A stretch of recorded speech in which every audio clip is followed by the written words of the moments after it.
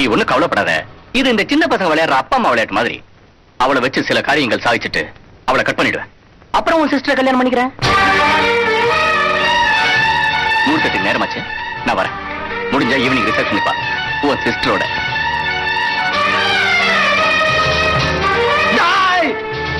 என் சந்தி மயமாத்த பாக்குறேன். உன்னை என்ன பண்ண பாடுறா? கொஞ்சம் பொறுமையா நீ ஏன்டா ஆத்திரப்படுற? சந்தியா எப்படி போனா உனக்கு என்ன? கலெக்டர் ஆனவனே நம்மள எல்லாம் மறந்துட்டு போனவ தானே அவ. அவன் நம்மள மறந்துட்டு போயிருக்கலாம், அது வேற விஷயம். ஆனா நம்ம கண்ணு முன்னாடி வாழ்க்கை கெட்டு போறத பார்த்து நம்மளால சும்மா இருக்க முடியுமா?